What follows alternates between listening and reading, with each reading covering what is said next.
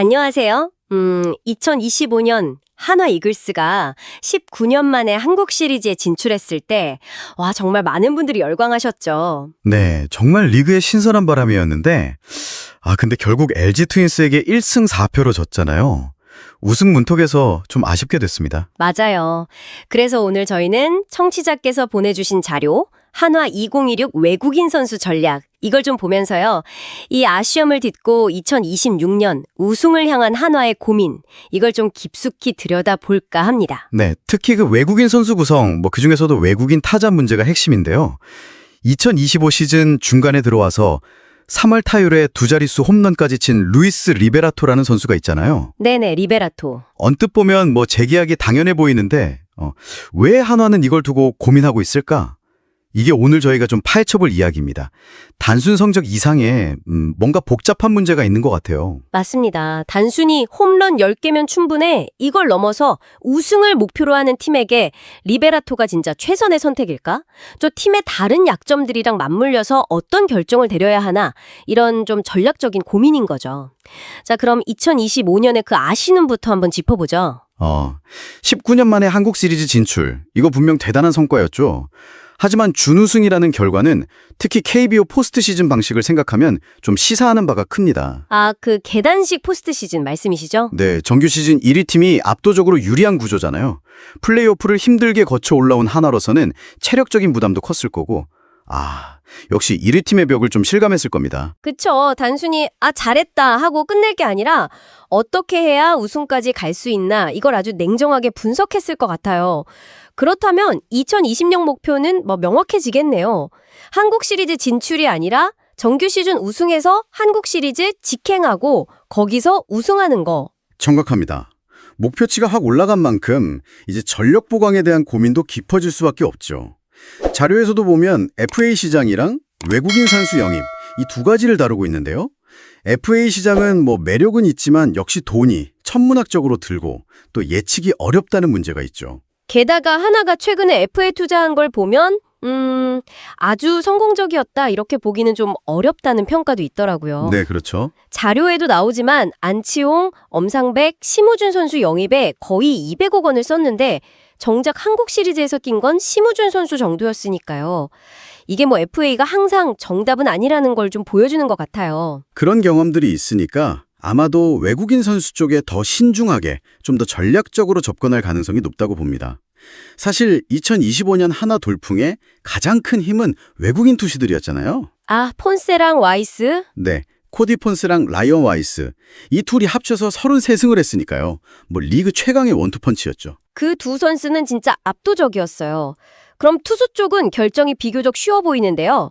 자료에서도 무조건 지켜야 한다 이렇게 표현할 정도면 폰세, 와이스, 재계약은 최우선 과제다 이렇게 봐도 되겠죠. 네, 거긴 이견이 없을 겁니다.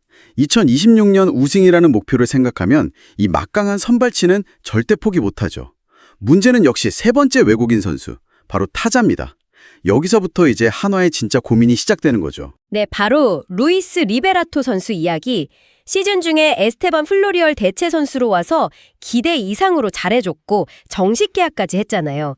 기록만 보면 정말 괜찮아 보이는데요. 네, 기록 자체는 준수해요. 62경기 나와서 타율 3할 3푼, 출루율 366, 장타율이 541, OPS가 8.90, 안타 77개, 홈런 10개, 서물런 어타점. 특히 인상적인 게 그 득점권 타율인데 무려 339였습니다. 와, 득점권 타율이 높았군요. 네, 찬스에 강했다는 거죠. 이 정도면 충분히 자기 몫은 했다 이렇게 볼 수 있습니다. 그런데 말이죠. 성적만 보면 괜찮은데 왜 자꾸 교체 가능성이 나오는 걸까요? 단순히 홈런 개수가 적어서? 근데 10개면 아주 적다고 보기로 좀 그렇지 않나요? 홈런 개수도 고려 대상이겠지만 좀 더 복합적으로 봐야 할 것 같아요. 리베라토 선수의 포스트 시즌 활약을 보면 이게 좀 흥미로운데요. 플레이오프에서는 5경기 타율 389에 OPS가 1.133이었어요. 그야말로 맹타를 휘둘렀죠. 와, 플레이오프에선 그렇게 잘했어요. 네, 팀을 한국 시리즈로 이끈 주역 중 한 명이었어요. 그러면 한국 시리즈에서 부진했던 것 때문에 평가가 좀 갈리는 건가요? 한국 시리즈 5경기에서는 타율 0.111, 안타 2개, 완전 침묵했으니까요. 바로 그 지점입니다. 플레이오프의 영웅이 한국 시리즈 가서는 완전히 다른 모습을 보였다는 거. 물론 리베라토 한 명 때문에 졌다고 할 수는 없지만 그 하나의 한국 시리즈 팀 타율이 2의 8이었고 팀 홈런이 단 2개였거든요. 아, 팀 전체가 부진했군요. 네, 이 사실이랑 연결지어보면 결국 우승을 놓친 가장 큰 이유 중 하나가 결정적일 때 타선이 못 터져준 거였잖아요. 그렇군요. 플레이오프에서 잘한 건 알겠지만 가장 중요한 한국 시리즈에서 부진했고 또 팀 전체 공격력이 아쉬웠다는 그 맥락에서 보면 리베라토의 10홈런이 우승을 위한 결정적인 한 방으로는 좀 부족했을 수 있다. 이런 평가가 나오는 거군요. 그렇죠. 그래서 더 확실한 파워, 소위 말하는 거포형 외국인 타자 이야기가 나오는 거고요. 정확히 그 흐름입니다. 만약에 2025년 목표가 가을 야구 진출 이 정도였다면 리베라토는 만족스러웠을 수 있어요. 하지만 2026년 목표가 우승이라면 이제 기준점 자체가 달라지는 거죠. 기준이 높아진다. 네, 경기의 흐름을 그냥 단번에 바꿀 수 있는 그런 장타력, 꾸준함도 중요하지만 임팩트에 대한 갈증이 더 커질 수밖에 없습니다.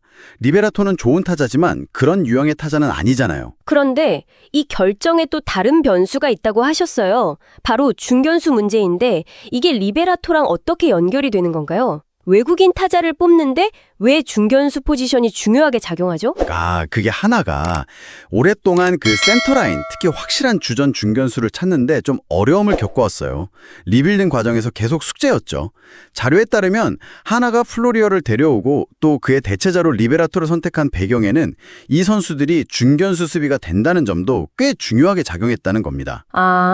즉 외국인 타자 카드로 타격도 보강하면서 동시에 중견수 고민까지 좀 해결하려는 그런 의도가 있었다는 분석인 거죠. 그러니까 리베라토가 단순히 타격만 한 게 아니라 중견수 수비 부담까지 좀 덜어주는 역할도 했다. 이 말씀이시군요. 네, 어느 정도는요. 이러면 중견수 자리가 다시 좀 불안해질 수도 있겠네요. 그렇죠. 외국인 타자한테서 그 중견수 수비 옵션을 포기하는 순간 국내 선수 중에서 확실한 대안을 찾아야 하는 부담이 생기죠.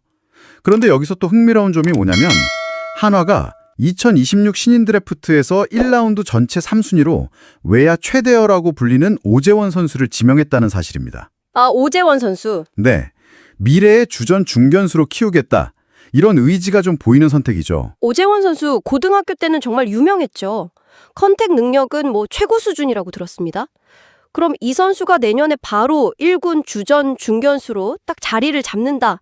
그러면 한화는 리베라토를 교체하고 거포 외국인 타자를 영입할 공간이 딱 생기는 거 아닌가요? 이론상으로는 그게 완벽한 시나리오죠. 오재원이 빨리 커서 중견수 자리 딱 잡아주고 외국인 타자는 순수하게 공격력 강화에만 집중하고.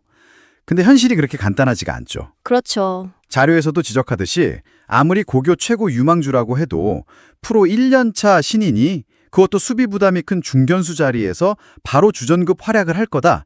이렇게 확신하기는 어렵습니다. 흔히 말하는 뚜껑을 열어봐야 아는 그런 상황인 거죠. 하긴 고교야구랑 프로는 완전히 다른 무대니까요. 만약 오재원 선수의 성장에 좀 더디거나 다른 확실한 중견수 대안을 못 찾으면 오히려 중견수 수비가 되는 리베라토를 그냥 안고 가는 게 훨씬 안정적인 선택일 수도 있겠네요. 갑자기 거포 데려왔다가 중견수 쪽에 구멍이 뻥 뚫리면 그것도 큰 문제니까요. 그래서 한화의 결정은 단순히 리베라토냐 새로운 거푸냐 이 문제가 아니라 리베라토, 타격 플러스 중견수 안정성 이걸 가져갈 거냐 아니면 새로운 거포, 타격 극대화 플러스 중견수 리스크 이걸 선택할 거냐 이런 구도가 되는 겁니다. 트레이드오프네요. 네. 그리고 이 저울질에 영향을 미치는 가장 큰 변수가 바로 신인 오재원의 성장 속도 그리고 다른 중견수 자원을 확보할 수 있느냐 없느냐 이게 되겠죠.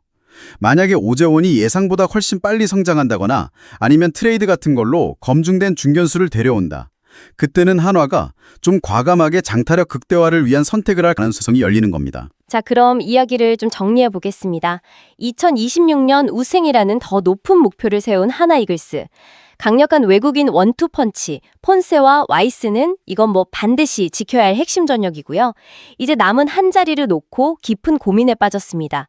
바로 외국인 타자죠. 네. 2025 시즌 3할 타율에 두 자릿수 홈런, 그리고 플레이오프에서는 정말 인상적인 맹활약을 보여준 리베라토.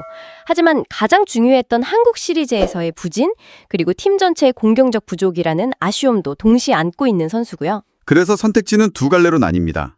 준수한 성적의 중견수 수비까지 가능한 리베라토와 함께 가면서 안정성을 택할 것이냐 아니면 한국 시리즈의 그 아쉬움을 반복하지 않기 위해, 그리고 타선의 파괴료를 한 단계 더 끌어올리기 위해 과감하게 새로운 거포형 타자를 영입하는 모험을 할 것이냐. 그리고 이 결정은 팀의 오랜 수건인 중견수 문제, 특히 특급 신인 오재원 선수의 성장 가능성과 아주 밀접하게 연결되어 있다. 이 점이 핵심이군요. 네, 그렇습니다. 강한 의지를 가지고 있는가, 이걸 좀 가늠해 볼 수 있는 중요한 척도가 될 거예요. 안정과 모험 사이에서 한화가 어떤 선택을 할지 지켜보는 것은 정말 흥미로운 관전 포인트가 되겠네요. 여기서 한 가지 더 생각해 볼 만한 질문이 있습니다. 우리는 주로 기록이나 포지션 문제를 이야기했지만 그 큰 경기에서의 모습은 과연 어떻게 평가해야 할까요? 리베라토는 플레이오프에서는 영웅이었지만 한국 시리즈에서는 부진했단 말이죠. 이런 기복을 팀은 어떻게 받아들일까요? 특히 우승이라는 최종 목표를 딱 설정했을 때 단순히 정규 시즌 스탯이나 포스트 시즌 평균치가 아니라 가장 결정적인 순간에 보여준 모습, 혹은 눈에 보이지 않는 팀 분위기에 대한 기여도라든지 특정 상대 에이스와의 상성 같은 요소들이 재계약이나 교체 결정에 과연 얼마나 영향을 미칠까요? 와, 정말 중요한 지적이네요. 숫자로 딱 드러나지 않는 부분들, 특히 그 압박감이 엄청난 상황에서의 모습들이 최종 결정에 영향을 줄 수도 있겠군요. 우승을 하려면 결국 그런 부분까지 다 고려해야 할 테니까요. 와, 한화 프론트의 고민이 정말 깊을 것 같습니다. 그들의 선택이 2026년 한화 이글스의 운명을 어떻게 바꿔놓을지 저희도 계속 주목해 보겠습니다. 오늘 저희가 준비한 이야기는 여기까지입니다. 청취자 여러분께서도 한화의 다음 선택을 흥미롭게 지켜봐 주시면 좋겠습니다.